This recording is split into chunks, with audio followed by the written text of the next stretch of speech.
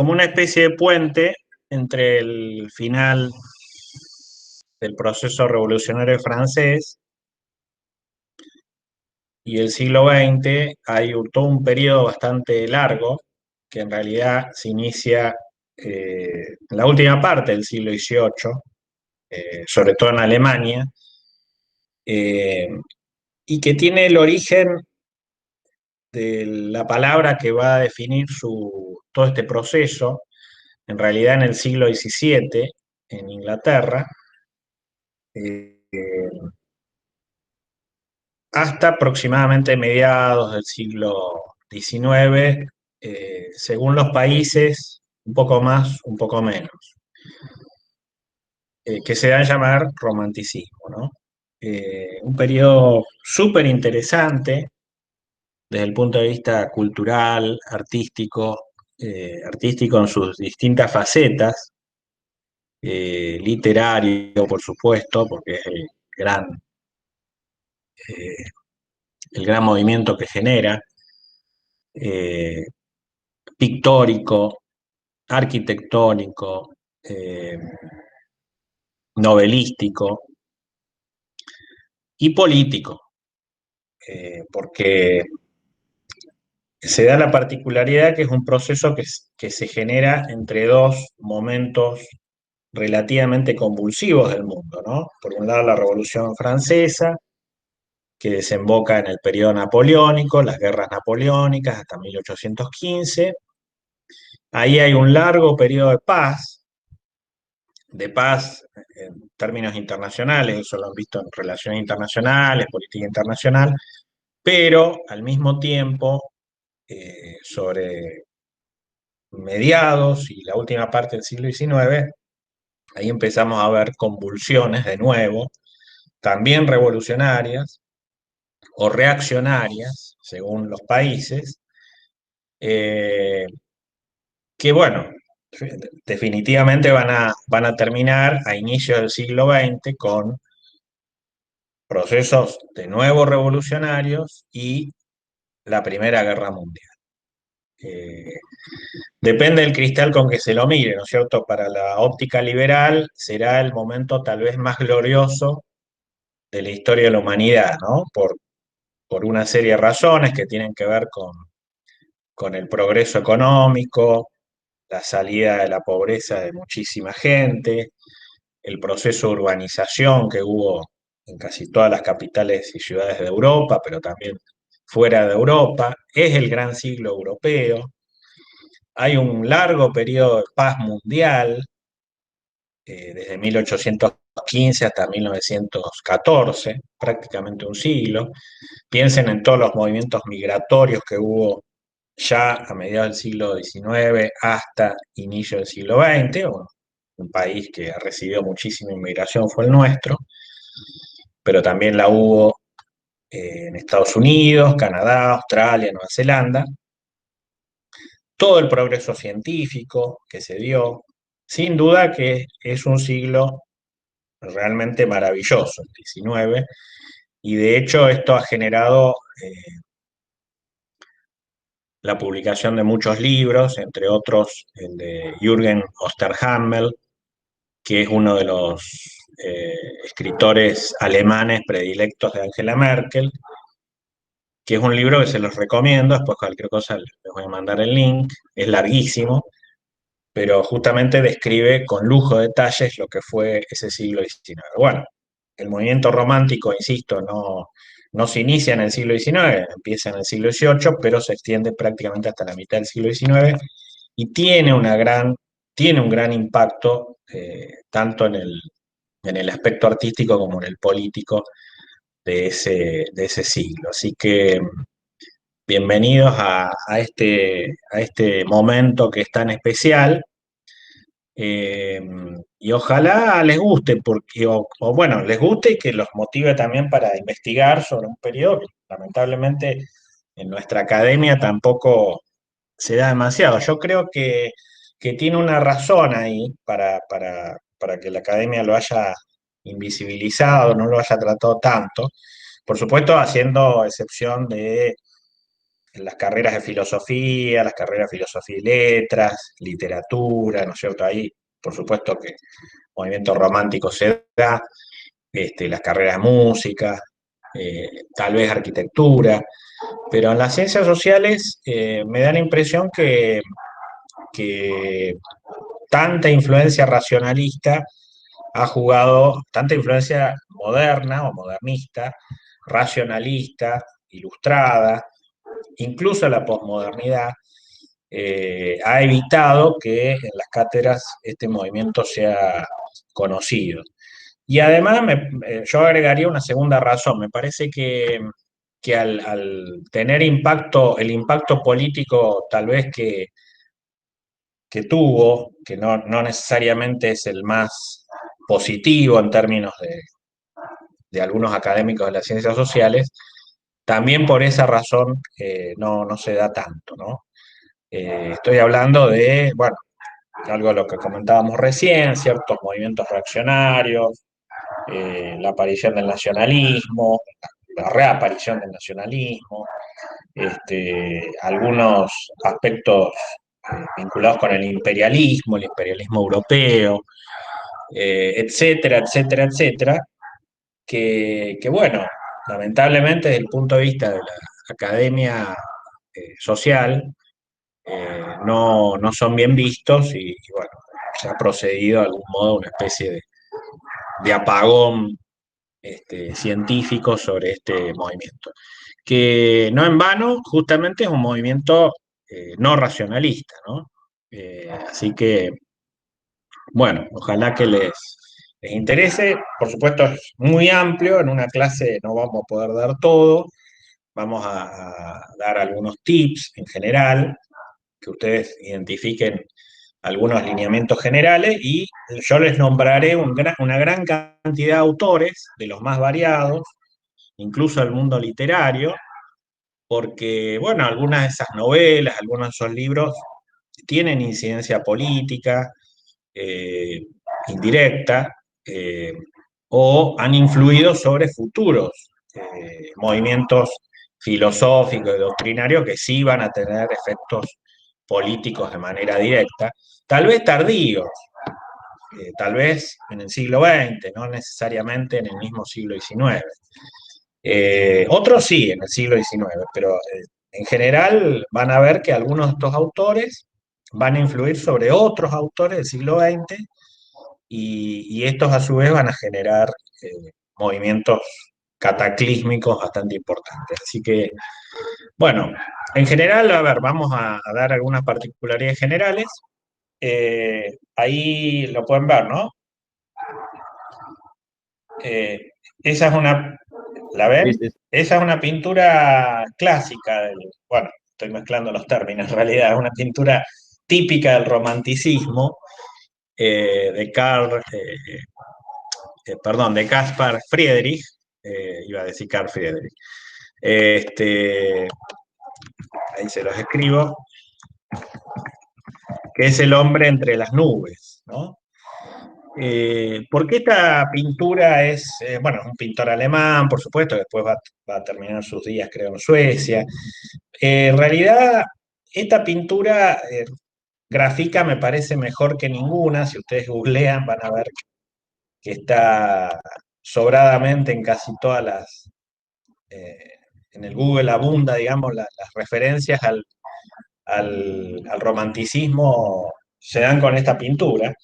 Eh, ¿Por qué? Porque, bueno, acá hay tres aspectos que me parece son fundamentales del romanticismo. Uno, el individuo, fíjense la postura de este personaje. Otro es la imaginación y el otro el contacto con la naturaleza. Esos son tres factores que, como dice el texto que les mandé, son los pilares del movimiento romántico. Ustedes saben que, bueno, en la Edad Media y buena parte del Renacimiento, la mirada era teocéntrica, ¿no? Fue evolucionando claramente hacia una mirada más antropocéntrica. El análisis de los fenómenos culturales, sociales, económicos, políticos y demás, había claramente una mirada teocéntrica. Vamos evolucionando hacia una mirada antropocéntrica y en todo caso en el romanticismo se da con más fuerza que nunca una gran preponderancia del individual y de lo subjetivo, pero en contra del racionalismo previo a la Revolución Francesa. Como un choque de planetas, ¿no? El romanticismo plantea una subjetividad absolutamente emocional. Por eso es interesante cuando vimos los escoceses, porque los escoceses están ahí en el medio, ¿no es cierto? La ilustración escocesa es un movimiento supuestamente racionalista, entroncado con el racionalismo iluminista, pero resulta que podríamos decir que son de los primeros románticos, ¿no? En un momento, que, el siglo XVIII, donde el romanticismo no existía. Así que la ilustración escocesa es como una especie de puente, sin saberlo tal vez, entre el racionalismo ilustrado y el romanticismo. Tal vez sean los primeros románticos o, bueno, los últimos racionalistas, si se quiere, ¿no? Depende del cristal con que se lo mire. Y ahí tienen entonces en esta imagen eso, la importancia del sujeto, de un sujeto emocional, no necesariamente antirracional, pero sí emocional, pasional, sanguíneo, eh, el contacto con la naturaleza y por supuesto ese sujeto usa como principal mecanismo de conocimiento la imaginación, porque el ser romántico es un ser que se entronca de alguna forma con aquello que había roto Locke respecto al método cartesiano, ¿no? O sea, la búsqueda del conocimiento a través básicamente de los sentidos. Entonces, todas aquellas sensaciones eh, que recibe el ser humano son las que le van a permitir conocer, y conocer qué, básicamente, a través de qué, el contacto con la naturaleza. Conocer la realidad es adentrarse en la naturaleza. Hay como una especie de canto de sirena ahí de un filósofo también racionalista, y esto para que vean que, bueno, no hay muros físicos absolutos entre un periodo y el otro, que es Jean-Jacques Rousseau, ¿no es cierto? Rousseau es un filósofo iluminista, racionalista, que ustedes conocen muy bien, pero con esa famosa frase, el hombre nace libre, pero en todas partes aparece encadenado, nos está anticipando lo que es el sentimiento romántico, ¿no? El ser humano nace libre en estado de naturaleza, pero toda la institucionalidad y la sociedad lo aprisionan. Entonces el romanticismo es la exaltación de ese espíritu indómito, rebelde, que nos entronca a nuestra propia naturaleza como seres humanos en contra de la civilización, en contra de la sociedad que nos aprieta. Por eso ahí tienen la imagen entonces del hombre en las nubes, o sea, el hombre romántico puede extenderse hacia el infinito, si es necesario. Por supuesto que después vamos a ver que el choque con la realidad es permanente y eso es lo que provoca el desencanto, ¿no? En general las novelas románticas, no sé si han leído, bueno, habrán visto, supongo, también películas, vamos a citar algunas, vamos a citar algunos libros, cómo terminan las historias románticas, ¿no? ¿Cómo terminan? ¿Con un final feliz o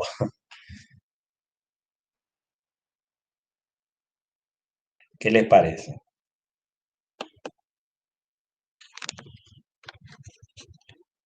Y terminan mal, generalmente terminan, digamos, con mucha decepción, porque justamente el choque con esa realidad es violento a veces, y entonces el ser romántico, ¿qué hace?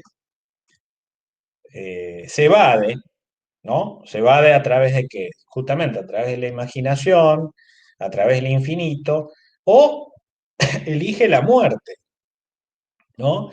Por ejemplo, un dato importante, incluso algunos escritores románticos, ¿cuál es? Que algunos han terminado muriendo, ¿de qué manera? Suicidio. Suicidio o una manera honorable de morir, fíjense mis palabras, que es el duelo. El duelo a pistola, ¿no es cierto? Por ejemplo, bueno, en el caso ruso, voy a ir y venir con Rusia, no los voy a aburrir con Rusia.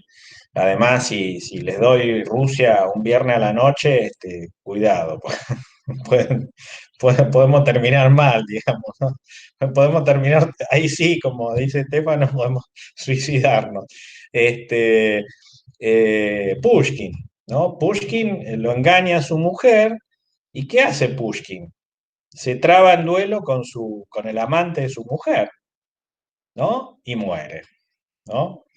Entonces, claro, uno va a Rusia y todos los puentes, bueno, en Europa ustedes saben, los puentes están llenos de- de los candados, con los nombres de las parejas, ¿no es cierto? Están todos comprometidos. Entonces va la pareja, van los novios antes de casarse, o después de casarse y ponen un candado, ¿no es cierto? Como sellando. Eso es algo muy romántico, ¿no? El problema es que uno va a Europa y ve cada vez menos candados, digamos, muchos candados parecen tirados al agua, porque generalmente son puentes sobre los ríos. Ahora, uno va a Moscú o va a las ciudades rusas y hay cualquier cantidad de candados, o sea, pareciera que los rusos todavía siguen creyendo en ese tipo de amor, ¿no? Que es Profe, de amor neoplatónico, sí. ahora que lo nombras, yo me acuerdo de haber leído una novela rusa que se llama Eugenio Onegin, que también es del principio del siglo XIX, que, o sea, que relata esto también, digamos, esto que vos decías de que se baten al vuelo por un amor y terminan Ah, matándose así, digamos. sí. Sí, no es para reírse, digamos. Yo estoy tratando de. Pero bueno, me agarro un romántico, digamos, creyente y obviamente me criticaría, pero bueno, es como para darle a esto un contenido menos dramático, pero imagínense que, que bueno, esto no es justamente para reír. Profe, exactamente de Pushkin, digamos, esta novela. Mira, recién caigo. A ver, ¿cuál? No Eugenio escuché. Onegin. Ah, sí, sí, sí. Yo no te entendí. Yo entendí el nombre de una mujer, pero No, no. eh, sí, sí. Y Pushkin, bueno, en Moscú y en algunas otras ciudades rusas está lleno de estatuas de Pushkin. Es el padre, digamos, del idioma ruso. Es el día prácticamente de Pushkin, el día del idioma ruso. Porque se supone que es el poeta ruso por antonomasia, digamos, es el que en su corta vida reflejó como tal vez nadie, a pesar de que Rusia tiene muy buenos poetas y escritores a lo largo de su historia, incluyendo el periodo soviético, ¿por qué no? Este, que mejor refleja, digamos, el sentimiento ruso, que es un sentimiento muy profundo, muy vinculado con lo que ellos llaman el alma rusa, que es un alma muy especial, y emparentado claramente con la religión, ¿no? Porque este es otro detalle del romanticismo, como movimiento emocional que es, por supuesto, apela a todo a lo que el mundo medieval apelaba, ¿no es cierto? Hay como una relación con el medioevo, no en el sentido de la mirada teocéntrica, ¿no? Eso es lo distintivo del romanticismo. El romanticismo se aparta del medioevo en ese punto. Pero sí es cierto que hay un entronque con el medioevo en el sentido de esto de lo emocional, de lo no racional. Entonces ahí, en general, los poetas románticos llegan al alma. Todo lo que escriben lo hacen desde el corazón, digamos, ¿no? Y desde el corazón pueden volar, por supuesto, por eso la importancia de la imaginación como método. En general son muy buenos escritores, son muy buenos novelistas, son muy buenos poetas, las poesías, ustedes saben, no sé si alguno escribe poesías o ha recibido alguna vez poesías de algún ser querido y demás. Se supone que la poesía, uno no puede racionalizar una poesía, no puede escribir, bueno, sí, puede hacerlo, por supuesto, pero lo más probable, desde la razón, quería decir, ¿no? Pero lo más probable es que no les, al lector o a la lectora no le mueva nada, porque en realidad la poesía tiene que salir del corazón, digamos, ¿no? Tiene que emerger del sentimiento, el sentimiento más profundo. Y eso, aunque parezca una perogrullado, valga la redundancia, se siente. Es difícil transmitirles qué se siente y cómo se siente, ¿no es cierto? Pero impacta sobre el corazón del otro, de la otra. Incluso el lector, ¿no? Acá no estamos hablando solamente de parejas o ser amado, el ser querido, ¿no? Además, por supuesto, esto trasciende la relación de pareja, puede ser un padre a un hijo, de un hijo a un padre, o una madre, o sea, una poesía, pues, o un alumno a una maestra, etcétera, etcétera. Pero lo que quiero decir que si se racionaliza, pierde sentido. Entonces, por eso también es muy rico este movimiento desde el punto de vista literario, porque realmente llega al alma. Y para llegar al alma, bueno, por supuesto, hay que vivir intensamente, ¿no? La vida de estos personajes, de todos, de los pintores como Friedrich y de muchos otros, de los escritores, de los poetas, de los novelistas, incluso de los historiadores de esta época, son vidas muy intensas, que algunas terminan de la manera que acabamos de comentar, otras no tanto. Algunos son aventureros, ¿no es cierto? Como Lord Byron, bueno, tiene todo tipo de anécdotas. Obviamente, además eran gente muy viajera, viajaban muchísimo por casi todo el mundo y entonces tenían sucesivas vivencias que después las volcaban en sus obras, ¿no? Eh, Ustedes dirán, bueno, ¿qué tiene que ver todo esto con nacionalismo? Bueno, precisamente estos movimientos, este movimiento romántico precedió, insisto, se dio entre dos periodos convulsivos, relativamente convulsivos, uno fuertemente convulsivo, como la Revolución Francesa, seguida la Guerra Napoleónica, y el periodo convulsivo de 1848, 1850, mediados del siglo XIX, donde Europa también vivió un nuevo periodo de revoluciones, revoluciones nacionalistas, revoluciones más de corte socialista y guerras, nuevas guerras, relativamente cortas, entre dos o tres potencias nada más. Por eso se dice que desde el punto de vista liberal que fue un siglo relativamente pacífico, ¿no? Eh, bueno, esto lo voy a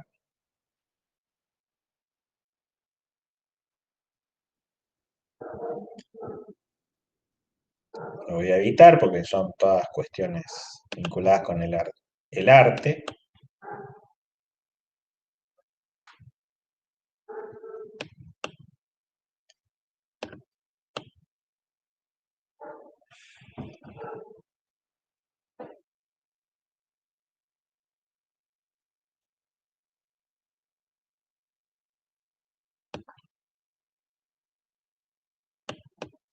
esta es una definición de Charles Baudelaire.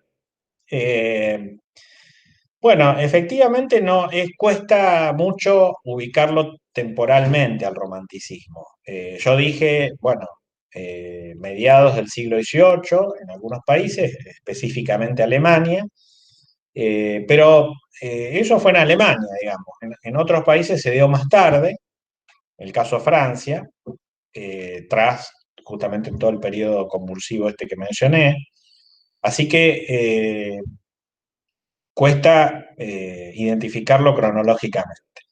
Y ahí tienen una definición de lo que es ser romántico, ¿no? Dar prioridad, priorizar el dinamismo interior del alma, la visión íntima del ser, las cosas, el poder creador y organizador de la intuición y la imaginación, ¿no? La intuición y la imaginación son sentidos que no son precisamente racionales. Ustedes saben que en la academia generalmente generalmente se desprecia o se cuestiona el poder intuitivo. Bueno, el romanticismo precisamente lo rescata. Esas son preguntas.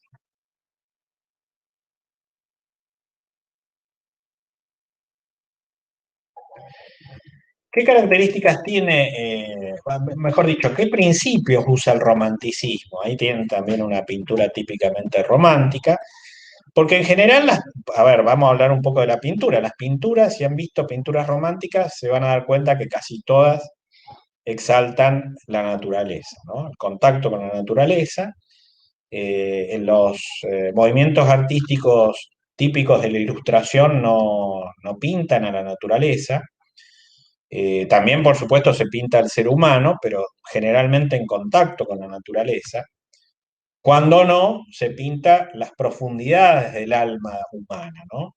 Si ustedes van a ver las pinturas de Goya, que es un romántico, en España, bueno, hay dos o tres Goya, digamos, en el sentido, las fases de su historia, de la historia de su pintura. No sé si han visto pinturas de Goya. Eh, Van a ver, por ejemplo, un Goya muy lúgubre, que tiene que ver con todo el periodo de la invasión napoleónica en España, todas pinturas en blanco y negro, ¿no es cierto? Las caras todas decrépitas, el ser humano como moribundo, ¿no es cierto? Todo oscuro. Bueno, trasuntaba, digamos, el sentimiento de él respecto a lo que él estaba viviendo, que fue un periodo muy negro de la historia española, ¿no es cierto? La invasión este, napoleónica fue muy sangrienta.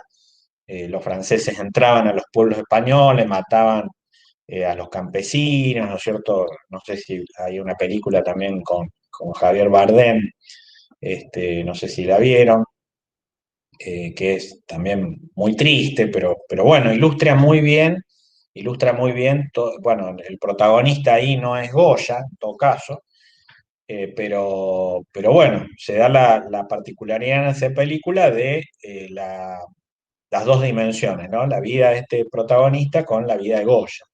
Y cómo Goya va pintando, digamos, lo que va viviendo este protagonista, y ahí se da claramente la oposición entre lo racional de la Revolución Francesa, ¿no es cierto? El carácter casi evangelizador de la Revolución Francesa sobre un pueblo como el español, que es un pueblo analfabeto, conservador, siempre manejado por una monarquía de las más atrasadas de Europa, y un Goya que va pintando ese panorama y que al mismo tiempo va evolucionando, porque va evolucionando una pintura de un arte más bien, ¿cómo les diré?, descriptivo, bastante realista acerca de la monarquía española. Él pintaba cuadros muy lindos con los paisajes de Madrid y la familia real, relajada en parques y demás, cerca del río Manzanares. Y de pronto, cuando ocurre la invasión napoleónica, aparece un Goya totalmente distinto pintando lo que acabo de decir, ¿no? Rostros lúgubres, la muerte, bueno, un espíritu realmente bastante turbado el de Goya, pero precisamente por las circunstancias. Porque él, justamente, él sentía y entonces pintaba de esa manera. Eh, bueno, las características entonces del periodo romántico. Se concibe al mundo como un organismo viviente, se considera el cambio como valor positivo, eso también es muy interesante, o sea, entre Heráclito y Parménides, digamos, triunfa Heráclito en la mirada romántica. Todo es un devenir, todo una evolución. Estamos, a ver, quiero que se ubiquen también, el siglo XIX fue un siglo como dice Osterhammer, fue un siglo de gran, gran cambio, fue el siglo de gran progreso, y entonces justamente el movimiento romántico de alguna forma recoge este contexto, ¿no? No hay patrones fijos, se debe buscar la diversidad en la creación, la verdad es absolutamente subjetiva, dejamos de lado toda la lógica teocéntrica, ¿no? El Dios ahora está en el mismo ser humano, si se quiere. El ser humano es el Dios, el artífice de su propio destino. Hay un énfasis en lo subjetivo y lo ideal. El individuo es la fuente de la verdad, como dije antes, con base en la intuición y en la imaginación. Se valoran el inconsciente y los sueños. Van a haber mucha fantasía en no pocas novelas románticas. Y acá el carácter rusoniano que planteábamos, ¿no? El hombre es bueno por naturaleza frente a una sociedad que lo corrompe. Hay una literatura, no sé si han visto las películas, por ejemplo, Sensatez y Sentimiento, eh, De Jane Austen. claro, Jane Austen, Orgullo y Prejuicio, bueno, esa literatura inglesa, eh, a ver, descríbanmela, digamos, cómo se ubica la mujer ahí, al hombre, ¿no? La mujer está en su casa, ¿no es cierto? Caso de tener, por ejemplo, varias hermanas, entonces la madre anda buscando novio para las hijas, ¿no es cierto?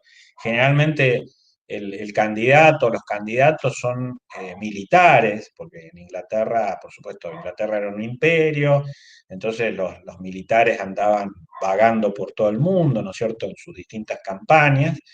Y claro, después venían victoriosos, porque era un ejército hegemónico, venían victoriosos y por supuesto la reina, la reina Victoria, bueno, les daba tierras, entonces se convertían en hacendados millonarios, ¿no es cierto? Entonces eran buenos candidatos para esas mujeres que habían estado todo el... Por supuesto, mujeres muy bien formadas, porque estaban formadas en idiomas, tenían todo el tiempo para estudiar, ¿no es cierto? Vivían estudiando. Eran buenas cocineras y demás. Por supuesto, es una mirada, cualquier mujer feminista de hoy juraría de todo eso, ¿no es cierto? Pero bueno, esa era la lógica de- del año 1830, 1840, 1850. Piensen, por Profe, ejemplo, sí. y puede que, porque no recuerdo bien el año, que Edgar Allan Poe, hablando de literatura inglesa, Mm. sea de este periodo, porque recuerdo por ahí haber leído sus novelas y ellos son todos como muy lúgubres o hablan del Eh, duelo, sí, de Edgar ese Allan tipo Poe, de... Edgar Allan Poe me encanta a mí, es muy, también fue un personaje que murió de manera muy, muy triste, sentado en un banco, no se sabe exactamente si murió borracho, bueno, en estado de abandono, digamos, ¿no? Eh, sí, él tenía novelas que eran durísimas y que bueno, incluso, bueno, novelas de terror, que la verdad que cuando uno las leía, pero era un genio el tipo, o sea, toda esa imaginación, a ver, lo súper interesante de este periodo es que la imaginación volaba de una manera ilimitada, ¿no? Las vivencias de ellos eran superadas por el carácter ambicioso de sus sueños, ¿no? Entonces, Poe, la verdad que también fue un personaje muy, muy interesante este periodo, pero un poco aparte de lo que veníamos diciendo, porque no creo que haya habido novelas que trasunten el tema del amor o de los sentimientos en Poe, ¿no? Poe es otro tipo de escritor, ¿no? Sí, claramente más lúgubre, más ahondando en los aspectos para algunos misteriosos del alma humana, para otros pensando en términos de la muerte o de cómo matar, que bueno, eso también es bastante duro. y Poe, bueno, es un gran especialista en eso, ¿no? Por eso las novelas de Poe han inspirado al cine y, qué sé yo, en el siglo XX, por ejemplo, hay muchas novelas de Poe que fueron trasladadas a películas, que por ejemplo hacía Vincent Price en los años 70, en los años 60, en los años 50, 60, 70, un maestro del terror, ¿no? Este, así que también con algunas historias de parejas, pero parejas muy lúgubres, ¿no es cierto? Donde el marido quería matar a la mujer porque era una especie de bruja, el demonio, bueno, ese tipo de historias bastante retorcidas que bueno, eh, Poe imaginaba, digamos. Eh, Es interesante cómo los románticos, y por eso el enganche con la ilustración escocesa, reivindicaban la libertad, los derechos individuales, ¿no? O sea, en ese aspecto no se alejan demasiado del proceso revolucionario francés.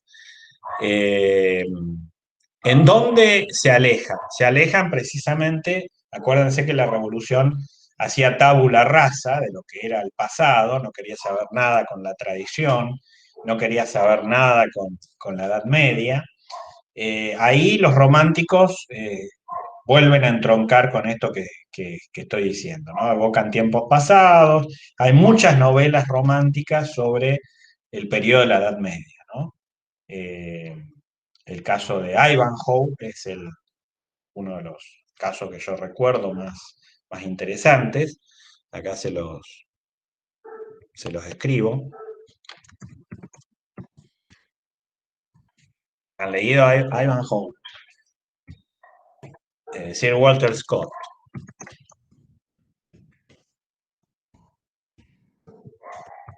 Es un escocés, un escritor escocés, digo. Ivanhoe es la historia de un caballero medieval de la época más o menos contemporánea a Robin Hood y a el rey Ricardo Corazón de León, que también fue después llevada al cine, ¿no es cierto?, como película. Eh, y bueno, por supuesto, Ivanhoe se enamoraba de su amada, ¿no es cierto? Y bueno, luchaba. Era un héroe, o sea, la figura romántica por excelencia es el héroe. El héroe es el personaje, no voy a decir mítico, pero es una persona que, bueno, sobresale por sus virtudes, por sus capacidades, no sé, militares, físicas, pero además es un noble, una persona, un caballero que es elegante, que es cordial, que es amable, y generalmente allí al lado de él hay una dama, ¿no? Una mujer a la que este caballero le reivindica y admira. O sea, todo ese tipo de sentimientos, por supuesto, como dicen los escoceses, como dice Ferguson, ya lo dimos, se van abandonando a medida que el progreso avanza. Y en todo caso, el romanticismo es un intento de rescate de todos esos valores, ¿no? El honor, la caballerosidad, la hidalguía, no me quiero olvidar de los españoles, que bueno, tienen también en algún punto algunas críticas al romanticismo, pero hay algunos escritores romanos. Lugares exóticos como evasión del presente, a eso me refería con Lord Byron, por ejemplo. Lord Byron, acuérdense, es un inglés, un noble inglés, fíjense, un aristócrata inglés, que se va ¿a dónde? Se va a Grecia, o sea, el tipo agarra y se va a Grecia este, a vivir las aventuras de la guerra entre los griegos y los turcos. Y el tipo, bueno, anda en el mar, ¿no es cierto? Pelea, o sea, un escritor muy especial. Y bueno, y termina muriendo allá. Entonces, ellos necesitaban vivenciar lo que escribían, ¿no? Eran tan sentimentales que que necesitaban experimentar, porque esa es la lógica del movimiento romántico, no se atrapa la verdad a través del conocimiento racional, se lo atrapa a través del sentimiento. Entonces hay que vivirlo para sentirlo, ¿no? Eh, es muy interesante. Por supuesto que las vidas, insisto, cuando uno coteja las vidas de ellos, bueno, se lleva ciertas decepciones, pero bueno, yo creo que ellos finalmente eh, murieron como vivían, ¿no?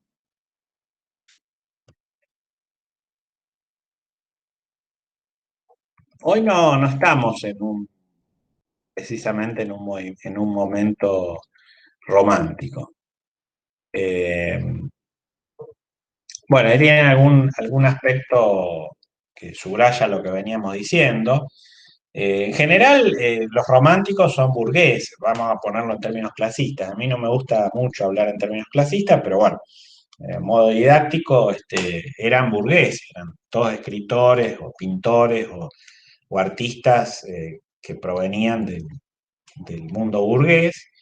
eh, Exaltaban, por supuesto, los sentimientos. eh, eh, Se vinculan, por supuesto, con el periodo revolucionario, pero en contra del movimiento revolucionario, y ahí se oponen, por supuesto, al realismo, que es mucho más pragmático y sosegado.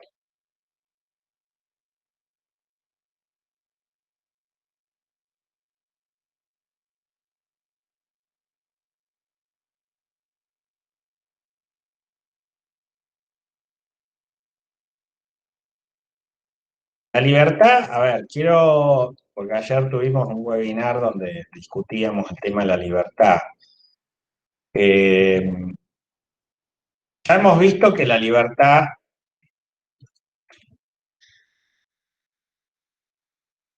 desde el punto de vista de los escoceses, básicamente era la libertad negativa, ¿no? En contra de la libertad positiva de los franceses. ¿Qué tipo de libertad habrá sido la de los románticos? ¿En qué libertad estaban pensando ellos? Bueno, ellos en todo caso estaban más cerca de la libertad positiva, ¿no? Porque ellos piensan en términos de una libertad cuasi infinita, ¿no? Cuán lejos llegue el alma, ahí irá el cuerpo. Por eso esta necesidad de viajar y de conocer otras culturas y demás, no tener límites, digamos, no tener ningún tipo de límites. Ahora, la libertad esta de los románticos no tiene nada que ver con la libertad política, ni civil, ni económica que planteaban los escoceses o los anglosajones en general.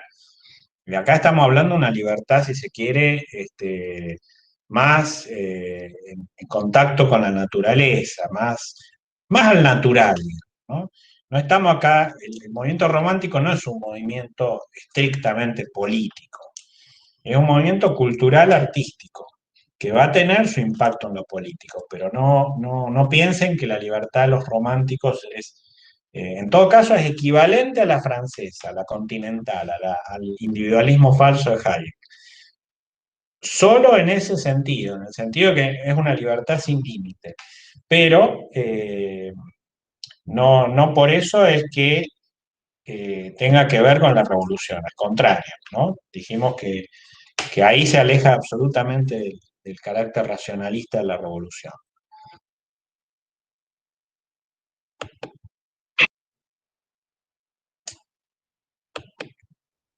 Bueno, ahí cambié.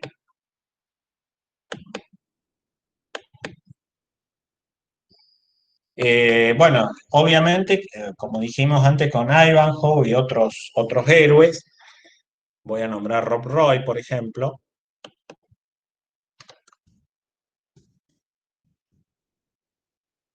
que era un Highlander, era un montañés escocés del siglo XVIII, la rebelión de 1714-1715. Hay una exaltación del carácter épico de estos héroes, ¿no? Casi todos son guerreros. los guerreros, eh, ¿por qué eligen el protagonista de sus historias como protagonista de su historia guerreros? A ver, ¿por qué será? Bueno, por lo que dijimos de los coseses, cuando hablamos de la sociedad abierta y la sociedad tribal, los guerreros tienen toda una serie de virtudes como el autocontrol, el temple, el estoicismo, la capacidad de manejar el sufrimiento, el honor, ¿no es cierto? Son capaces de morir en el campo de batalla este, sin tal vez razonar demasiado, lo que importa es otra cosa. Y entonces ahí aparece el protagonismo del guerrero, ¿no? El guerrero con sus historias casi sobrehumanas, ¿no? Profe, Eh, además el sentimiento de trascendencia, digamos, la conciencia de la finitud de la vida y la muerte, la angustia por la inexistencia, digamos, la trascendencia en comunidad como que queda resaltada, según claro, el apunte, ¿no? trascendencia que no hay que confundir con la trascendencia celestial, ¿no? Acá no es que estamos planteando ir al cielo ni nada por el estilo. Hay románticos cristianos, hay románticos no tan cristianos, pero en el sentido humano, ¿no? La trascendencia en el sentido humano. Una especie, no quiero tampoco usar la palabra superhombre porque se les va a armar lío con Nietzsche, pero bueno, es un personaje que se anima a vivir una vida absolutamente diferente a la de los demás y lo hace y es capaz de morir. Y bueno, nadie va a dramatizar por la forma en que muere. Eh, ¿Qué otra cosa decías? Ah, Ahí la tenés. vida en comunidad. No, pero más que nada el hecho de la angustia ante la muerte, digamos, Ah, y la necesidad de resaltar el individuo. sí, sí, bueno, el tema del individuo ya queda claro. No, lo que te había entendido lo de la comunidad, pero bueno, la cuestión de la comunidad y la sociedad, por supuesto, ellos no reivindican la sociedad, la vida en sociedad, no les interesa ni la división del trabajo, ni nada de lo que les interesaba a los escoceses, que admitían casi como una tendencia inexorable, en todo caso se resignaban a eso. Ellos no van a reivindicar la vida social, van a reivindicar la vida comunitaria, pero justamente en contacto con la naturaleza, ¿no? O sea, el típico ideal rusoniano de irse a vivir al campo y allí estar en contacto con la naturaleza y vivir de una mejor manera que en la ciudad. Es paradójico esto porque, vuelvo a repetir, en el siglo XIX se da un proceso de expansión urbana como nunca antes en la historia de la humanidad, ¿no? Eh, la gente abandona masivamente el campo y se va a vivir a las ciudades. Por supuesto, en el siglo XX esto fue mayor aún, pero el siglo XIX es la primera vez que, así, de manera relativamente masiva, la gente se va a vivir a la ciudad. Los románticos reivindican lo contrario, ¿no? Reivindican la vida al aire libre, en contacto con la naturaleza.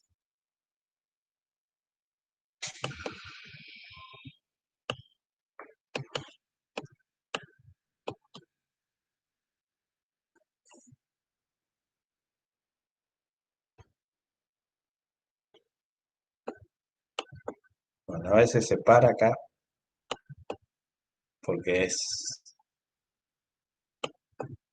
Bueno. Vuelvo a uno de los textos, que este no se los di, es un artículo del diario La Razón de España, para nombrarles algunos tips, digamos, en términos de nombres y algunos autores. Eh, el movimiento romántico, dije, uno de los principales países donde nace es Alemania. Y se va a conocer con el nombre de Sturm and Drang. que es una expresión típicamente alemana, en realidad son dos palabras que se llaman tormenta e ímpetu, ¿no? Parecido al storm en inglés, que justamente describen bien lo que es la lógica del movimiento romántico. Tormenta porque se refiere al carácter volcánico, digamos, del espíritu romántico, el espíritu pasional, revolucionario en todo caso, insisto, no revolucionario al estilo francés, ya vamos a ver también algunos cortes históricos en relación a eso, y gran ímpetu, o sea, el romántico es un ser impulsivo, es un ser que no piensa dos veces lo que va a hacer, es un ser que está motivado por su corazón y es capaz de las más grandes hazañas por ese corazón, ¿no? Es, yo diría, la antítesis del momento que estamos viviendo nosotros hoy, ¿no?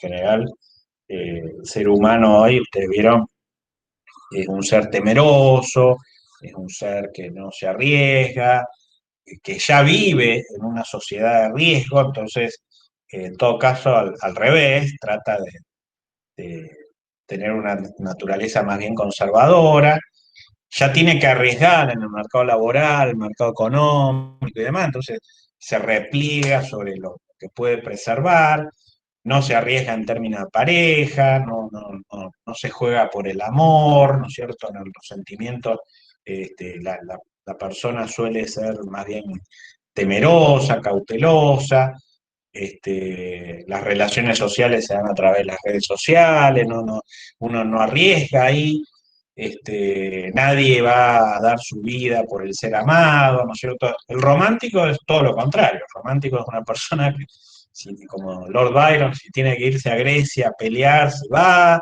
y bueno, si tiene que ir a buscar un ser amado, va, y así sucesivamente. Bueno.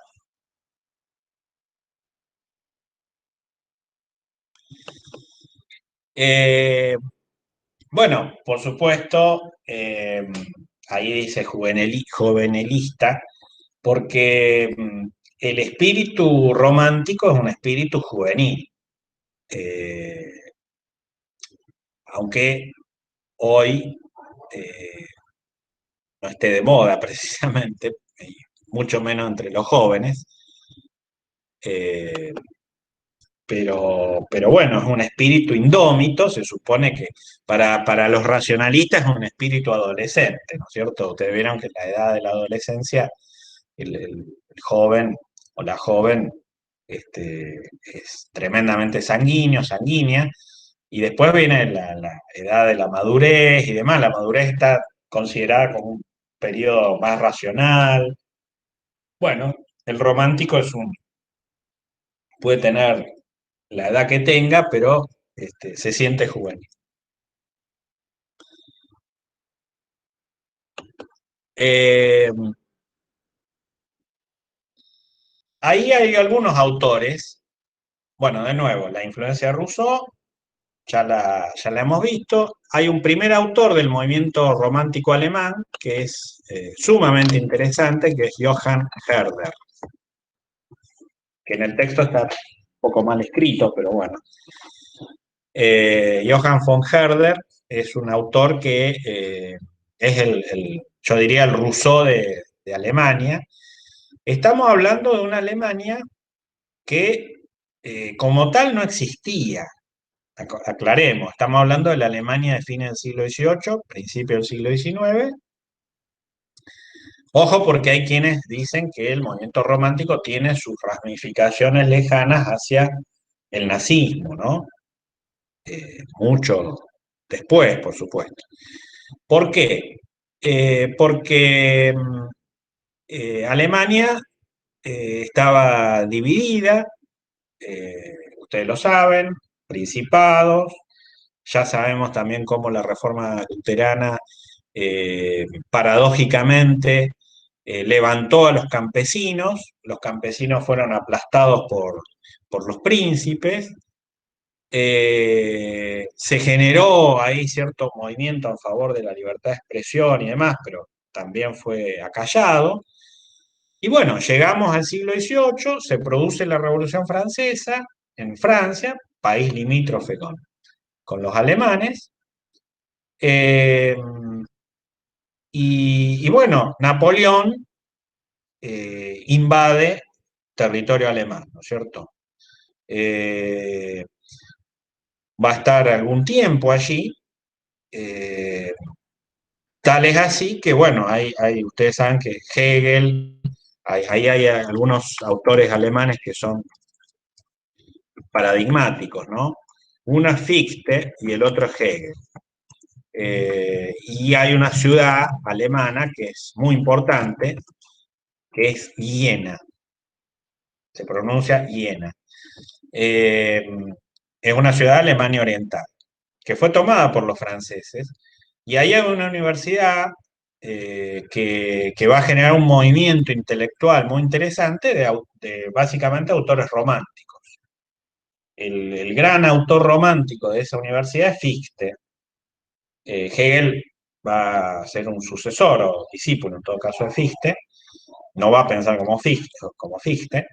Eh, pero ¿cuál es la relación con Napoleón? Que cuando los franceses toman estas ciudades, eso genera toda una convulsión eh, de la inteligencia alemana respecto a que nos están invadiendo, ¿no es cierto? Entonces hay un rescate de todo eso que los franceses vienen a arrebatarnos, ¿no? Y que no existía en realidad. Y ahí aparece toda esta lógica del folk, del pueblo alemán, ¿no? Fíjense, o sea, Alemania no existía el pueblo alemán, pero ellos hacen un esfuerzo imaginativo muy interesante de rescate de esa alemanidad o de esa germanidad, ¿no es cierto? Y esto es lo que va a entroncar a algunos románticos con el nacionalismo, ¿no? En este caso con el nacionalismo alemán. Hay un rescate del pueblo, hay un rescate de la lengua alemana, hay un rescate de la historia alemana. Si ustedes han leído El Anillo de los Nibelungos o La Valquiria, eh, bueno, ahí tienen también algunos, algunos datos de del origen del supuesto pueblo germánico. Todas estas historias se remontan al mundo bárbaro, ¿no es cierto? Al mundo que luego vencería a los romanos, al Imperio Romano. Eh, y bueno, por supuesto, esto va a desencadenar el movimiento musical wagneriano, ¿no es cierto? Si han escuchado Wagner, Wagner es un músico que le encantaba a Hitler y a los nazis en general, pero esto, bueno, ya más tarde. Pero este fue el comienzo, ¿no? La invasión francesa. Fíjense lo importante que son muchas veces las conquistas de los pueblos, ¿no? Cuando un pueblo ha sido sojuzgado, sometido, explotado, estaba dividido, Alemania estaba absolutamente dividida, incluso entregada por sus príncipes. eh, Resulta que ahí aparece un movimiento ideológico, cultural, artístico, que va al rescate de esa alemanidad, esa germanidad que, bueno, si no hubiera existido este movimiento romántico, no se hubiera dado nunca. Eh, Antes de Fichte hay un poeta que se llama Goethe, Johann Goethe. A este tal vez lo hayan visto, leído. No sé si tengo alguna frase de Goethe. El instituto de... Acá, por ejemplo, en Argentina, se enseña alemán, el idioma alemán, que es un idioma súper complicado porque tiene declinaciones, bastante parecido al ruso en ese sentido, por suerte con alfabeto latino. Eh, Se enseña el idioma alemán en los institutos Goethe, ¿no?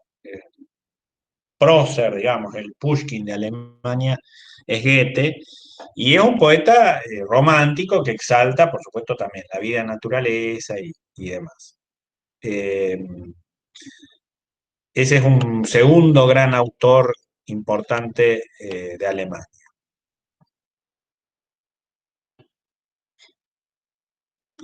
Otro autor relativamente importante, bueno, para muchos alemanes es el más importante, en realidad es Schiller.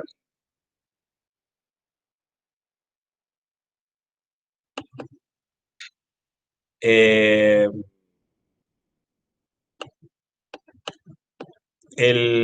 Ahí tienen la fecha, por ejemplo, el manifiesto programático del Sturm und Drang apareció en Estrasburgo en 1773.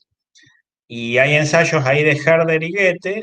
El título de la colección fue En torno al carácter y el arte de los alemanes, ¿no? Fíjense las palabras que ellos usan.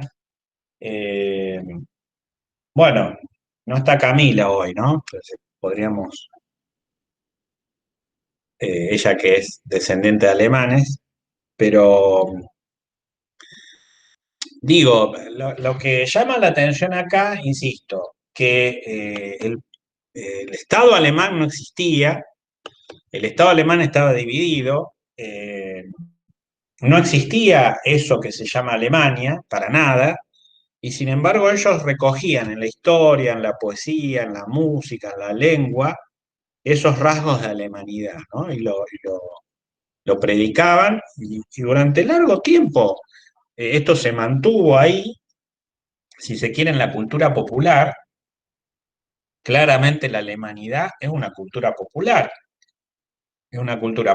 nacional, nacional y popular, si quieren, los peronistas, este, pero no estatal, ¿no? Eso es increíble, cómo se mantuvo a lo largo del tiempo, y recién Alemania va a dar sus primeros atisbos de unificación cuando primero se sacan de encima el Imperio Austríaco y después le ganan a Francia en 1870, o sea, y de la mano de Prusia, ¿no? Prusia va a ser un poco el embrión de esa Alemania imperial que vamos a ver fines del siglo XIX y principio del siglo XX, llegando a la Primera Guerra Mundial. ¿Se dan cuenta? O sea, eh, esto un marxista no lo podría entender, ¿no? No sé si se dan cuenta de lo que estoy diciendo. No podría entender un marxista que acá no hay intereses materiales, no hay nada de eso. Hay un movimiento de ideas y de expresión cultural que construye una idea de nación que no existe, que no existía en realidad, pero que ellos van a buscar, van a indagar a lo largo de la historia, se van a remontar al periodo premedieval y, bueno, la van a traer, la van a difundir. Son todos intelectuales, insisto, burgueses, eran todos muy bien formados, y bueno, sobre esa base se va a conformar luego el movimiento político, militar, estatal que va a generar la Alemania, no la que conocemos, porque por supuesto la que conocemos es totalmente distinta, pero la Alemania, digamos, que va a dar lugar a Bismarck y demás. Bueno, ahí está el origen de la palabra romántico. Aparece por primera vez en Inglaterra a mediados del siglo XVII, ¿no? Fíjense, nada que ver tampoco. La palabra romántico no tiene nada que ver prácticamente con la historia inglesa, salvo esa película que yo les mencioné de Johnny Depp, El Libertino, no sé si la vieron. Era un personaje también muy... La verdad que era un personaje romántico, ¿no? Era un tipo tremendamente mujeriego, apostaba todo, se gastaba todo el dinero en el juego. Era un personaje inglés del siglo XVII, amigote del rey, amigote de uno de los Estuardos. Creo que era Jacobo I. El personaje lo hace Johnny Depp, que me parece que es un actor ideal para ese tipo de protagonistas, sí. Eh, yo me río mucho con el Capitán Sparrow.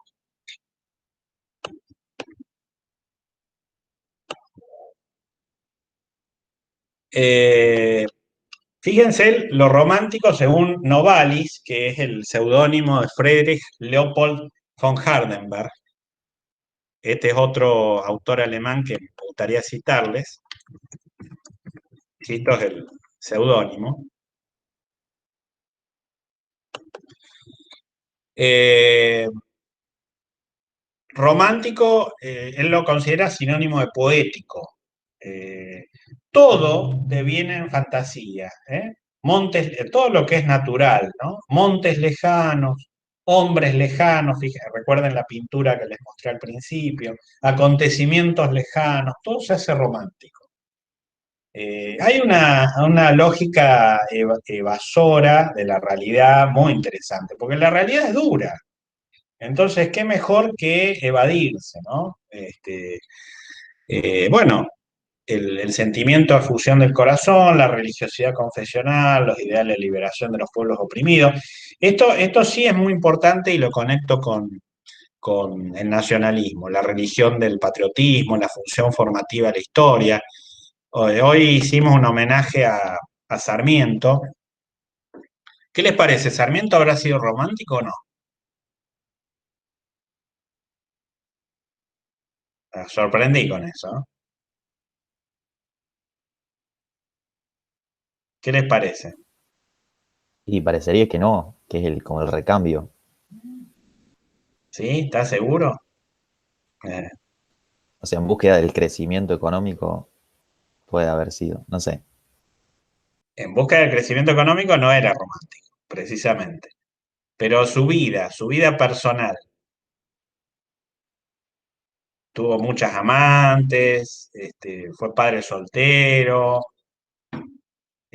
su sentimiento con su madre, el dolor que le provocó la muerte de su hijo, cómo viajaba, le encantaba viajar, le encantaba escribir sobre sus viajes. Claramente era romántico Sarmiento, y además hay un Sarmiento bastante vinculado con la generación del 37, el Sarmiento que se exilia, el Sarmiento que se exilia en Chile y demás. Sí, para mí era bastante romántico Sarmiento. Eh, pero bueno, justamente, vuelvo al tema del patriotismo, del nacionalismo, ¿no? Los románticos toman partido por los pueblos oprimidos, por los pueblos dominados. Entonces, por eso Byron se va a pelear a Grecia, ¿no? Grecia está peleando contra Turquía, su independencia, entonces él cree que un inglés tiene que defender la causa griega. Pero él no le pide a Inglaterra que salga a defender la causa griega. Él se va, ¿se dan cuenta? O sea, es un personaje que trasciende su propia nacionalidad y lo mismo va a ser alguien que también comentábamos hoy en el desayuno previo al homenaje de Sarmiento, un personaje italiano que se llama Garibaldi. ¿Conocen a Garibaldi? Acá hay un pasaje Garibaldi, bueno, casi todas las ciudades de Argentina tienen plazas Garibaldi, tienen calles Garibaldi.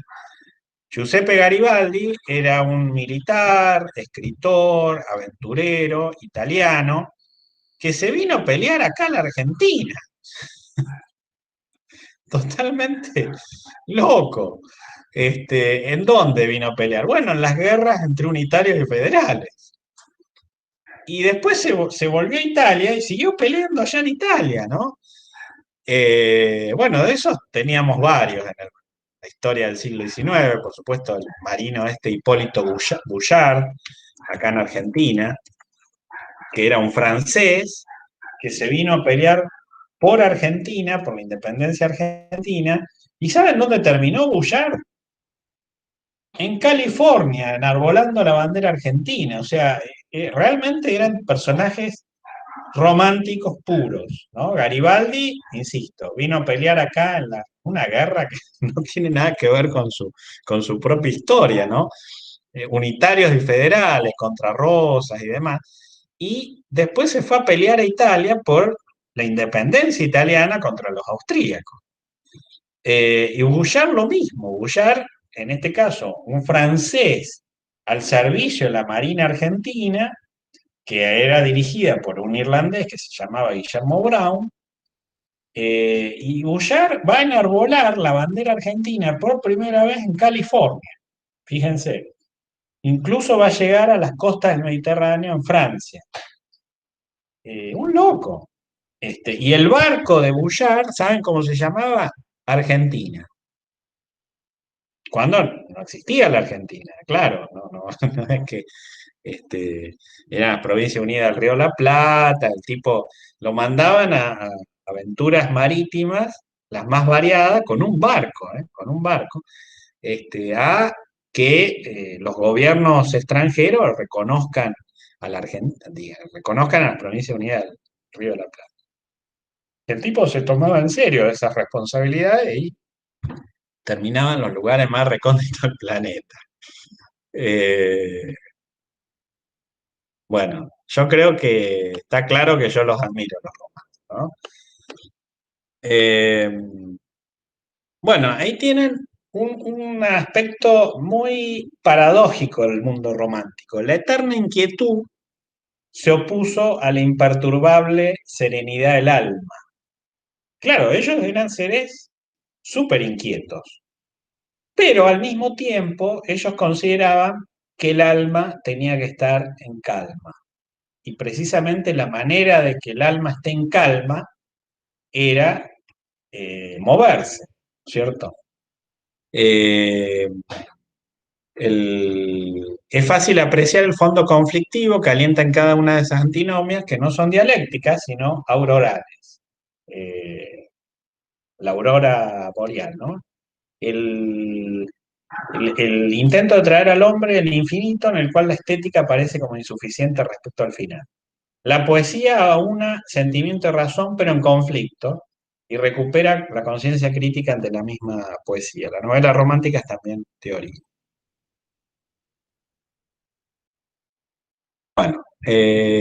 Otros autores, a ver, voy al texto que yo les había planteado.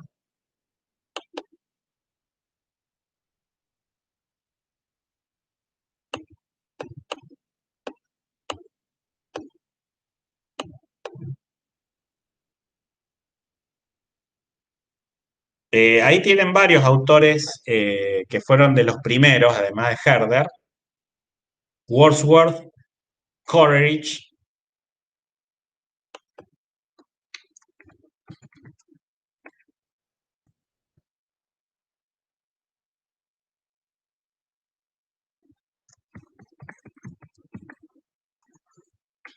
y Blake, creo.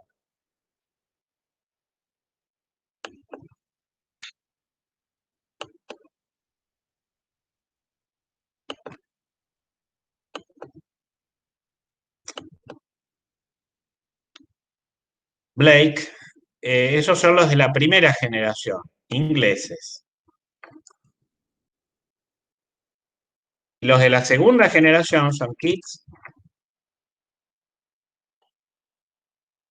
Shelley. ¿Quién es Shelley? La mujer, ¿no? Es la que escribió Frankenstein o el moderno Prometeo, Claro, ¿no? Frankenstein. Y Lord Byron. ¿Y qué sentido tiene Frankenstein? Porque tienen todos, muchos, a ver, Goethe, ¿qué escribió? Fausto. Muchas de estas novelas, por supuesto, no solo fueron al cine, sino también al teatro, ¿no? Son grandes obras teatrales. A ver, vamos primero a Fausto, después a Frankenstein. ¿Qué tienen interesante estas dos obras? A ver, Fausto, ¿quién es Fausto? Es un hombre que vende el alma al diablo. Fíjense. Como Bohemian Rhapsody, digamos, es a donde se basa, Ah, ¿no? claro, muy bueno. Claro, me tocas un punto débil mío de Queen. Pero bueno, no tanto Bohemian Rhapsody. El tema es la eterna juventud, ¿no? Le promete la eterna juventud, porque, de nuevo, ellos piensan que el ser humano, no al estilo del superhéroe de Nietzsche, pero sí que el hombre, la mujer, no tiene límites, ¿no? Entonces, la idea es la eterna juventud. Y si es necesario, tengo que vender el alma al diablo. En el caso de Frankenstein, y fíjense, una mujer escribe Frankenstein, cual revela también que es muy interesante. Yo les dije, bueno, la mujer se queda en la casa, qué sé yo, tipo Austen, pero podríamos decir que hay algún atisbo feminista en el movimiento romántico. Hay algunos indicios, digamos, muy, muy especiales.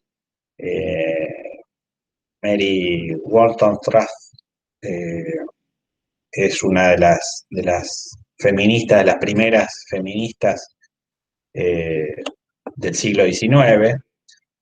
Sí, a Eh, ella le leímos en Teoría 3, el año pasado se agregó una unidad de feminismo, Mirá vos, eh, y bueno, ella es una de las que está incluida dentro de la bibliografía, es muy interesante. claro. Bueno, y yo le cité el otro día esa película Amazing Grace, que bueno, también el protagonista en realidad es un hombre, es un diputado, es un común, pero el que está detrás de él, digamos, es una mujer. No recuerdo el nombre, pero es justamente Grace, creo, ¿no? Su amiga. Eh, que también es una gran medida una líder feminista. Eh, bueno, no se olviden, yo les corté la historia ahí, que estamos hablando, en el caso del Imperio Británico, del reinado de la reina Victoria, que la reina Victoria, también hay películas de la reina Victoria, muchas, este, se casa joven y con el príncipe Alberto, un amor, un gran amor, digamos, y él se muere joven, y entonces la deja viuda joven. Y Victoria va a hacer duelo durante muchísimo tiempo. Queda choqueada por la muerte de su marido. También es una historia bastante triste, pero vuelca todo ese dolor también podríamos decir que una romántica, siendo un político, estamos hablando acá de un liderazgo político, vuelca todo ese dolor a la compasión. Entonces, el periodo victoriano, la reina es una de las reinas más populares de la historia británica, porque era amada por su pueblo. No era temida por su pueblo como Isabel I, ¿no es cierto? Isabel II es bastante querida, pero no creo que al nivel de Victoria, ¿no? Estamos hablando del periodo victoriano, que es un periodo tremendamente conservador, ¿no es cierto? Acuérdense de Jack el Destripador, la prostitución, que era una institución que usaban los nobles, era una institución legitimada, digamos, por los nobles. Bueno, hasta el día de hoy no se sabe claramente quién era Jack el Destripador, ¿no es cierto? Quién lo mandaba a matar, esas mujeres. Se dice que era el médico de la reina, bueno, que hacía experimentos ahí, tipo autopsia. Bueno, no importa eso, pero digo, es un periodo también de mucha pobreza urbana, ¿no?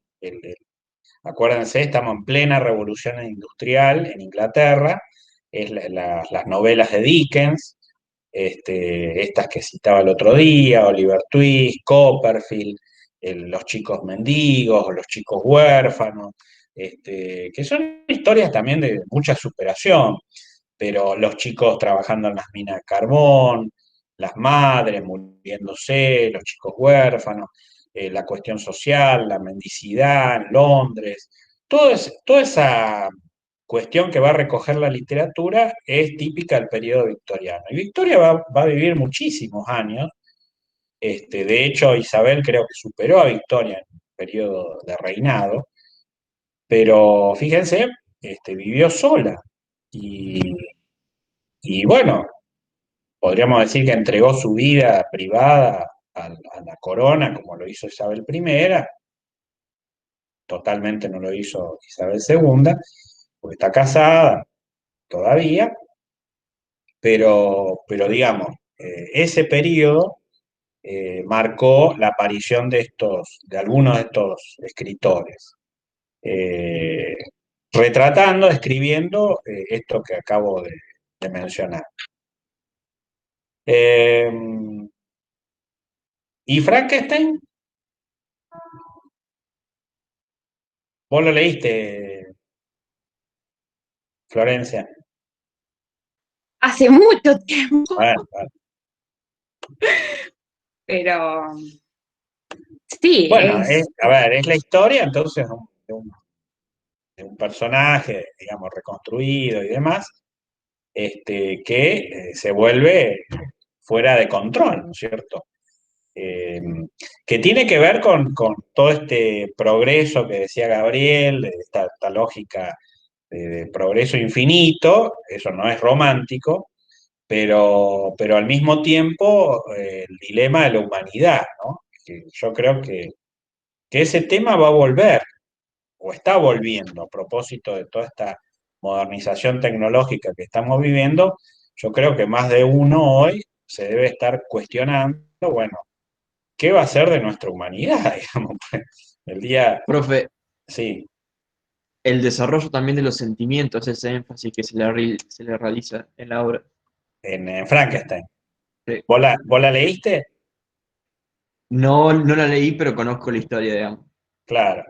Sí, sí, porque eso es lo paradójico también de este personaje. Eh, Quiero nombrarles otros autores.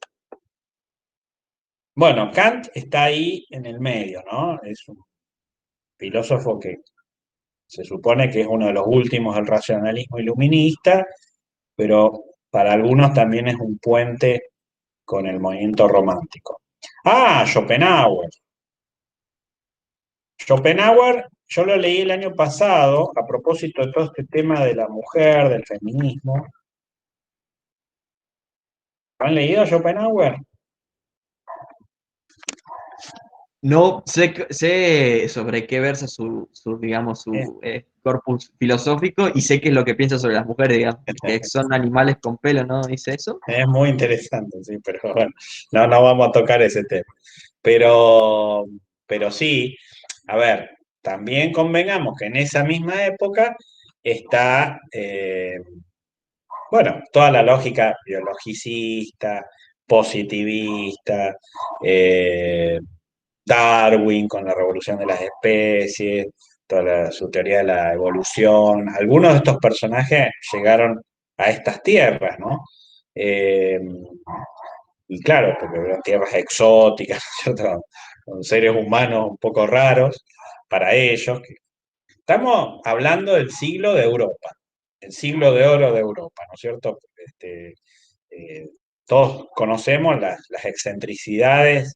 Si vieron, por ejemplo, El Ilusionista, también otra muy buena película, bueno, llevaban los africanos enjaulados a los circos en Francia, en París, los mostraban ahí en las cortes, llevaban a los indios latinoamericanos los exhibían, ¿no es cierto? Como si fueran monos, como si fueran orangutanes. Ustedes dirán, pero qué horror todo eso. Bueno, pero era la lógica de esos tiempos, ¿no? Donde eh, se planteaba todo en términos de animalidad o de civilización, ¿no? Y los civilizados eran ellos, los europeos eran los que parece que llevaban la delantera. Paradójicamente, podríamos decir hoy con el diario El Lunes, que eso se terminó. O sea, yo creo que le cuesta mucho a Occidente entender que ese periodo europeo, el siglo de oro europeo, se dio en un contexto donde Gran Bretaña dominaba los mares, era el gran imperio hegemónico, pero eso se termina en la Primera Guerra Mundial y se termina de terminar, valga la redundancia, en la Segunda Guerra Mundial. Después va a ser reemplazada por Estados Unidos y demás, pero ya fíjense cómo el mundo de hoy no tiene nada que ver con ese mundo del siglo XIX, y ya hoy Estados Unidos empieza a ser amenazado por una potencia asiática como China, que es milenaria. Entonces, podríamos decir, insisto, con el diario del lunes, que el siglo europeo es un estornudo en la historia de la humanidad. Es un muy breve periodo de la historia de la humanidad. En realidad, este mundo ha sido siempre dominado por los imperios asiáticos, digamos, ¿no? Entonces, me parece que es un gran error europeo, de creer que, bueno, este mundo tiene que ser dirigido por Europa, cuando en realidad fue dirigido solo un siglo y pico por Europa.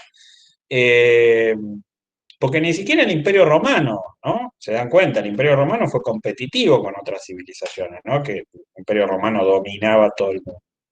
Dominaba una parte del mundo. Eh, y poco es lo que sabemos acerca de China, ¿no? Que es un mundo en sí mismo. Así que, y error también de parte nuestra, de los latinoamericanos, que muchas veces criticamos el eurocentrismo, pero reproducimos lo que ellos suelen decir, ¿no? Así que eso como dato al pie. Quiero nombrar algunos otros autores, ¿no? No quiero descansar solamente en los alemanes. Acá llegué. Los franceses, por ejemplo. Los franceses más connotados del movimiento romántico son Chateaubriand. Muchos de estos autores van a escribir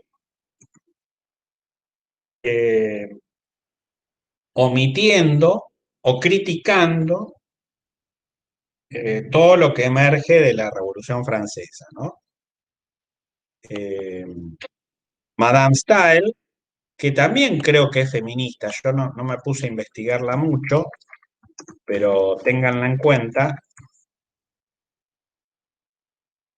es un apellido franco-alemán. Víctor Hugo, que ¿qué hace Víctor Hugo? ¿Qué novela hace? Los Miserables. Claro, famosa. Ahí, justamente, una novela tremendamente humanista, ¿no? Tremendamente, el sufrimiento de ese pobre tipo, Jean Valjean, la persecución del policía, pobre tipo, por Dios. Eh, bueno, dramático todo eso, que incluso llegó a la ópera musical y demás, ¿no?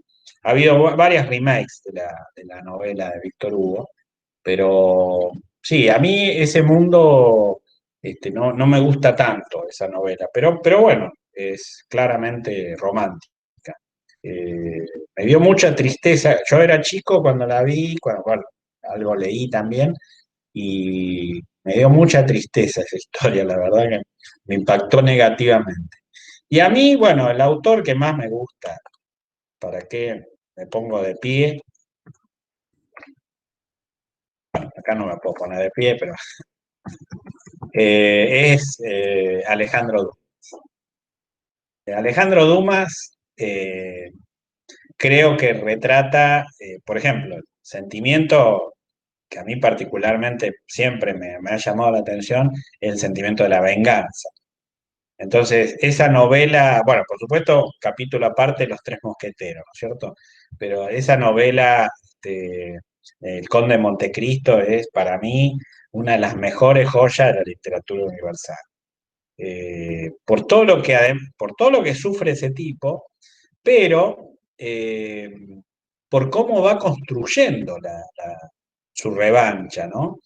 Y obviamente su amor hacia esa mujer, bueno, que lo esperó, bueno, se casó con el otro, este, después terminaría finalmente con él. Eh, y bueno, yo me emocioné mucho cuando estuve en Marsella hace 2 años, bueno, escribí sobre el castillo de If, que es el lugar donde él estuvo preso, injustamente preso, por supuesto, sus diálogos con el abate Faría, la muerte del abate Faría, bueno, cuando él escribía los días en que estaba en la cárcel, cómo tramó su salida, su escape. Bueno, lean, si pueden leerla, es interesantísima la novela. Y ahí está condensado todo esto que les vengo diciendo. El amor, el odio, el sentimiento de la venganza, que es verdaderamente un sentimiento y que a los racionalistas les cuesta mucho entenderlo, por supuesto. Porque, es más, hay muchísima gente, si tuviéramos que hacer una encuesta de opinión pública, yo creo que hay mucha gente que acepta la venganza, lo considera un sentimiento noble, hay gente que no, lo critica, y hay gente que abjura de eso, porque lo considera casi un pecado, ¿no? Pero bueno, eh, esa es la novela de Edmundo Dantes, que es el personaje clave del Conde de Montecristo. Y también es una novela que, igual que la de Víctor Hugo, se entronca con la Revolución Francesa. Por supuesto, no hay una visión positiva de la Revolución Francesa, porque después de la Revolución Francesa ocurre la historia de Jean Valjean y ocurre la historia de este pobre conde de Montecristo, ¿no? Le pasan todas después de ahí. Y, y la novela de los Tres Mosqueteros es distinta, es diferente. Dumas, quiero aclarar una cosa, Dumas era hijo de un negro, de un general negro francés que pelea en el ejército de Napoleón, negro. ¿Eh? Es muy interesante la historia del padre Dumas, y hay quienes dicen, y sufriría prisión. Hay quienes dicen que él se inspira en el padre para escribir la novela El Conde de Montecristo.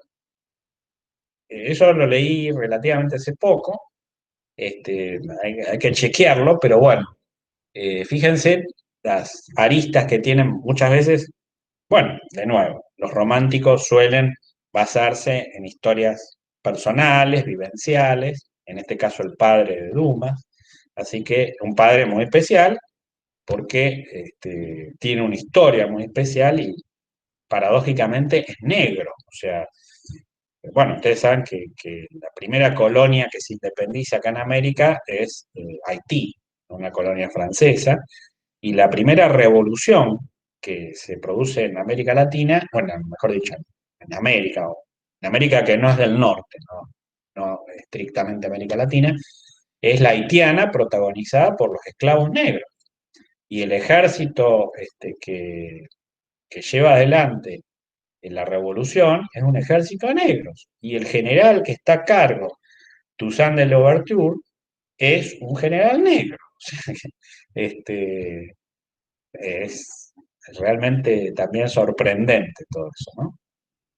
Eh, la novela de los Tres Mosqueteros es una novela claramente romántica también, bueno, D'Artagnan, el joven mosquetero, los tres mosqueteros están todos tamizados sus vidas por historias personales muy complicadas, ¿no? Acuérdense de Lady Winter, que lo quiere matar al marido, Athos, bueno, Portos, que se hace cura, y bueno, pero encuentran, a ver, lo interesante de los Tres Mosqueteros es esta famosa frase, uno para todos, todos para uno, ¿no? Que es tan sencilla, pero es tan impactante esa frase, porque quiere decir que ellos van a ser leales toda su vida, ¿se entiende? No son muy amigos entre sí, porque la verdad que no son muy amigos entre sí. Cada uno tiene su propia historia. Y D'Artagnan de algún modo los va a motivar a esa unión, ¿no? Porque, insisto, son todos hombres, no voy a decir fracasados, pero sí con vidas muy tormentosas, que los conducen a un punto de no retorno. Pero bueno, él les va a dar esa sangre joven, ¿no es cierto? El joven Gascón, que era un campesino, y a estos tres tipos que son educados, que son nobles y demás, les va a dar una inyección de optimismo, de sentido a su vida, claro, los va a hacer pelear para colmo contra los soldados del cardenal Richelieu. O sea, los va a meter en un baile que realmente ellos no estaban dispuestos a dar. Pero lo van a hacer de manera exitosa y, y noble, leal, les va a recrear todo ese sentimiento de lealtad, muy interesante, pero en donde claramente, de acuerdo al mundo romántico, ¿no? Uno puede conciliar con los otros, uno puede conciliar con los otros, y unidos pueden generar una fuerza mayor que la de los cuatro integrantes. ¿Se dan cuenta? Tienen una fuerza moral, eso también es muy romántico, ¿no? Cuando uno pone el corazón y en grupo se alcanza un objetivo eh, que parecía inalcanzable, ¿no? En parte relativamente parecido a lo que ustedes en la literatura española conocen como el Quijote. Lo que pasa es que el Quijote es un personaje que choca y choca y choca contra la realidad 200 veces, ¿no? Un poco frustrante el Quijote. Eh, bueno, ahí hay algunas referencias al satanismo, es lo que vimos un poco con, con Goya. Claro, desde el punto de vista de los racionalistas, de los realistas, el romanticismo siempre parece una mentira, un autoengaño, ¿no? Generalmente los, los románticos viven, son ilusos, ¿no? Pero, pero yo diría que a diferencia precisamente del Quijote, ellos concretan sus sueños, aunque bueno, finalmente puedan terminar mal sus vidas.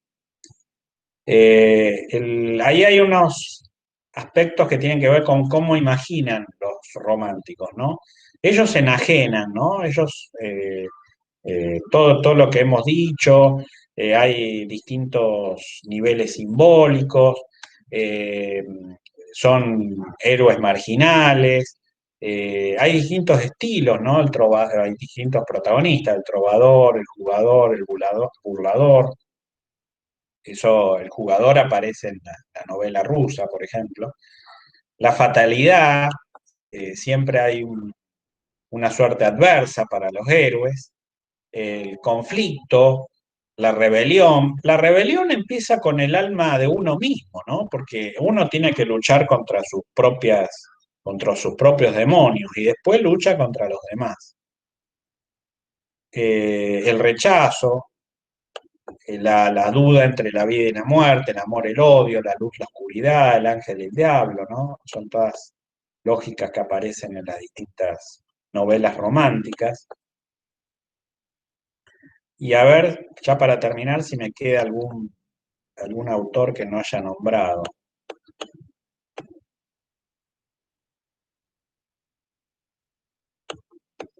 Eh, Walter Scott lo nombré.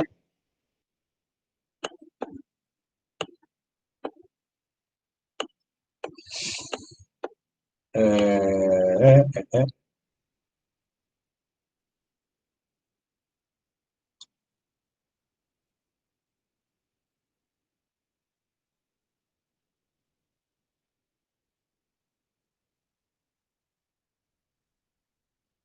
Y hay una novela que ahora estoy buscando, pero no me acuerdo tampoco de qué fecha es, pero por todo lo que estábamos hablando también me resuena. ¿Eh? Bueno, a mí porque me gusta mucho la literatura en inglés igual, pero Ah, esta novela es la de Dr. Jekyll y Mr. Hyde, de este cambio de ah, personalidad que tienen, que es como sí, sí, muy épica. Yo supongo que Mr. debe ser Jekyll, Mr. Jekyll y Mr. Hyde. sí, Señor Jekyll y señor Hyde, que también fue llevada al cine, ¿no? Esa es la de Robert sí, Stevenson. sí, Claro, a mí hay dos autores escoceses que me encantan. Uno es Walter Scott y el otro es Robert Louis Stevenson. Stevenson escribe, bueno, La Isla del Tesoro, qué sé yo, bueno, esta, Mr. Jekyll y Mr. Hyde. Claro, es la personalidad, es una persona que es bipolar, digamos. tiene doble personalidad totalmente eh, antitética, ¿no? Eh, sí, bueno, quiero terminar con un comentario vinculado con la Argentina, paradójicamente, ¿no? Recién yo les pregunté de Sarmiento. Eh, Me parece que el movimiento romántico también se dio acá en Argentina, claramente. ¿En qué, en qué época? Porque, bueno, insisto, en Europa se dio entre convulsiones el movimiento romántico, heredero de la convulsión revolucionaria francesa y precediendo las revoluciones del 48, el 50 y demás. Todo el movimiento nacionalista liberal. Y precediendo, por supuesto, a la reacción que ustedes estudiaron, monárquica francesa de Mestre y Bonaparte. Pero en Argentina se va a dar en pleno periodo posanárquico, digamos, de la dictadura, dirán algunos, la tiranía dirán otros, o el gobierno de Juan Manuel de Rosas. Que les aclaro, yo tengo un amigo que tiene la particularidad de ser liberal y rosista, ¿no? También es otro personaje que he sabido conseguir en mi vida y está dispuesto a darles una charla sobre Rosas. Seguramente una mirada distinta a la que hasta yo tengo, ¿no? De Rosas. Yo no soy muy simpático con Rosas, pero bueno, este, pero este personaje, amigo, es liberal y rosista, y forma parte de la sociedad rosista de la provincia de Buenos Aires y demás, o sea, es un tipo que milita el rosismo, digamos, ¿no? Así que bueno, seguramente vamos a tener una charla con él, no sé, en octubre, en noviembre, vamos a ver. Si es posible cuando demos Argentina. Pero bueno, la generación del 37 es una generación romántica, claramente. Este, Cuando ustedes ven las obras de Echeverría, de Alberdi, la obra, yo diría, por excelencia romántica es la de Miguel Cané, Juvenilia, eh, que bueno, también es una historia de amor y de muerte. Eh, Casi todos estos personajes eran escritores, poetas, músicos.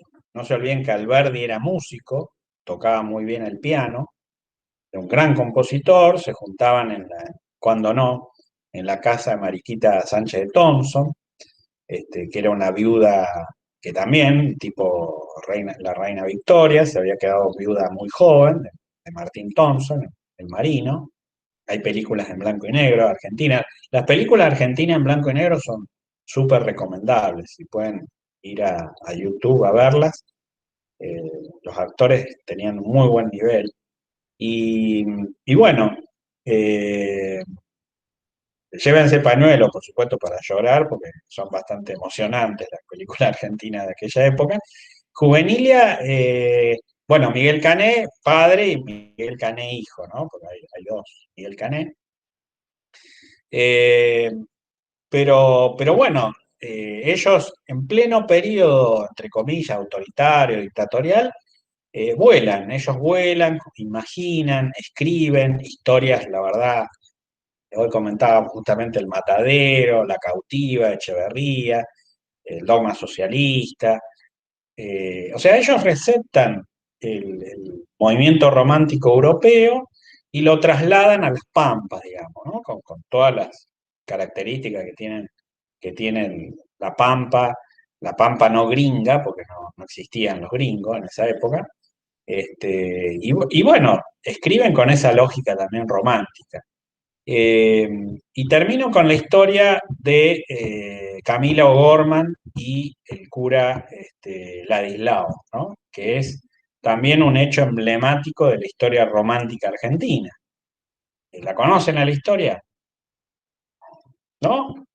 Bueno, vean la película Camila, y van a ver, Sí, es la chica que termina enamorándose del cura. claro, es la historia de una joven aristócrata porteña que se enamora de un cura. Estamos hablando no del siglo XX, ¿no? Estamos hablando de 1800, no me acuerdo, 29, 30, no me acuerdo. Después chequenlo. Bueno, ¿No había una novela, digamos, que se hizo muy famosa hace unos años con esto o estoy flasheando? eh, bueno, tuvo la película, No, novela no sé. la película, puede Película ser. sí, sí, sí, la película sí. Trabajaba Susupe Coraro, que era la actriz argentina, y un actor español que se llama Imanol Arias. Eh, y bueno, a ver, ¿qué tiene de romántica esta historia? Que termina mal, por supuesto, no les estoy spoileando la película ni nada, ya se sabe que a ellos dos los fusilaron, ¿no? Pero el tema es el siguiente, que ellos van a tener su amor en contra de todo, en contra de Rosas, que por supuesto como dictador no podía tolerar una situación como esta, porque él de última, no digo que estaba casado con la Iglesia Católica, pero bueno, ustedes saben que este país país muy católico, desde el nacimiento de la Revolución de Mayo y demás, había curas revolucionarios y demás, pero bueno, hay una relación muy especial con la Iglesia Católica. Y Rosas no fue la excepción. Esto es un amor en contra de la aristocracia porteña, por supuesto, los hacendados, el movimiento conservador al lado de Rosas, en contra de las familias, de la familia de ella, porque la familia de ella, imagínense, ella enamorada de un cura, ¿no? Creo que ella se estaba por casar, ya no me acuerdo bien la historia, se estaba por casar con un candidato ideal, digamos, bueno, lo deja el candidato ideal, y se enamora del cura, y ni hablar la Iglesia Católica, imagínense un cura enamorado de una mujer, ¿no?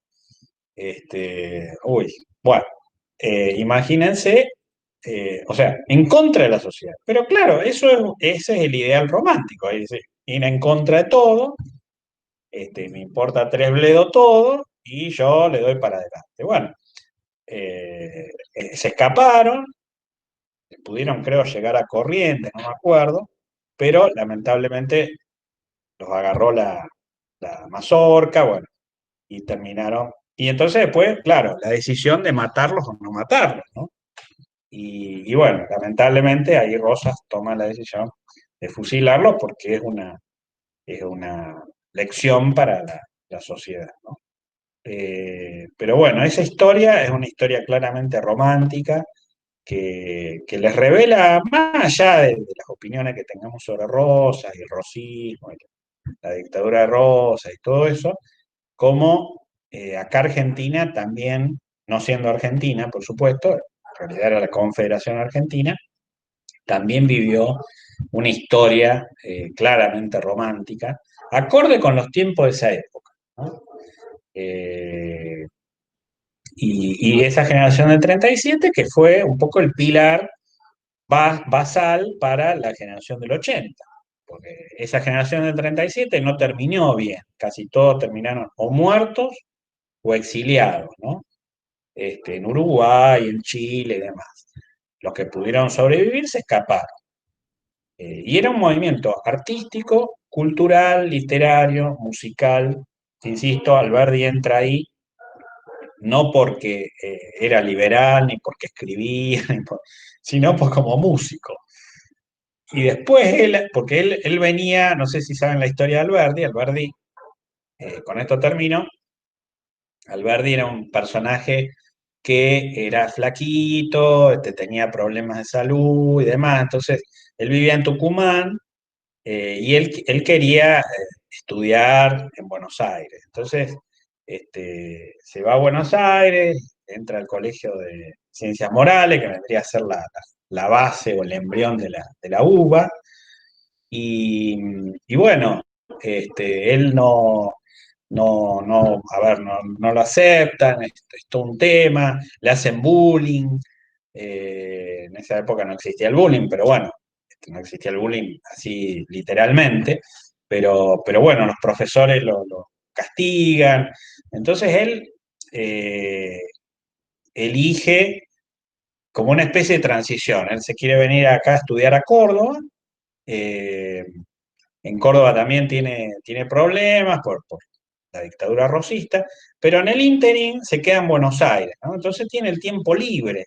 Dice, bueno, ¿a dónde voy? Bueno, y termina ahí en el salón literario y después termina escribiendo una revista que se llama La Moda, usa un seudónimo que es Fígaro, Figarillo. Es una historia muy, muy especial la de Alberti. Eh, Ese tipo después se exiliaría, bueno, eh, escribiría las bases, todo eso que ya conocemos. Es una vida también bastante agitada la de Alberti. Pero fíjense cómo cae ahí de improviso, y no como escritor, como novelista o como redactor de las bases, sino como músico, porque tenía un gran talento musical.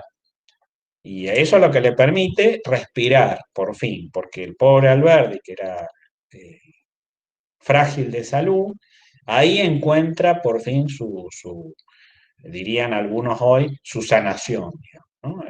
En el salón literario. Ahí se va a terminar de curar. Después, desgraciadamente para él, va a tener que escapar. Es un tipo que va a sufrir a Rosas, pero fíjense también interesante la personalidad de Alberdi. Muchos años después, cuando Rosas se va al exilio ya a Inglaterra, por supuesto, Alberdi ya era conocido, ministro plenipotenciario, viaja por distintos lugares, consigue la independencia de España, el reconocimiento, va a ir a Inglaterra y le va a ofrecer ayuda a Rosas. O sea que él lo perdona a Rosas, ¿no? Fíjense, eh, muy distinta a la Argentina de hoy, ¿no? Con tanta grieta, los amores, los odios, todas esas pavadas que por ahí nos dividen los argentinos hoy. Y Alberdi lo perdona a Rosas y le ofrece ayuda a Rosas, y Rosas puede hablar con Alberdi tranquilamente. Le cuenta que él allá en Inglaterra no está viviendo bien, que bueno, que vive gracias a la ayuda de Urquiza. Fíjense, Urquiza era el que lo había derrocado. Así que, bueno, después Alberdi va a terminar también mal, este, muere en París, cerca de París, decepcionado con la política argentina. Antes, bueno, además de visitarlo a Rosa, lo visita San Martín antes de morir. Bueno, son historias muy interesantes que se dan en un marco de este auge del periodo romántico, ¿no? Así que bueno, espero que les haya gustado, que los motive eventualmente para escribir algún día sobre estos variados autores. No hablé de los rusos, como vieron, no, prometí no hablar de los rusos, para que pasen un fin de semana tranquilos. Y bueno, cualquier día tenemos tiempo para hablar de los rusos, así que, pero me parece, como nosotros vamos a hablar de los nacionalismos europeos y no necesariamente del nacionalismo ruso, entonces prefiero dejarlo ahí. Bueno, tenemos la semana que viene de exámenes, así que nos vamos a ver recién el otro miércoles, ¿no? ¿Mm? Estamos en contacto, buen fin de Perfecto. semana, estudien, que les vaya bien. Bueno, Bueno, Igualmente, nos vemos. igualmente. nos vemos. Gracias. Chao, Buen fin de chao. para todos. Chao.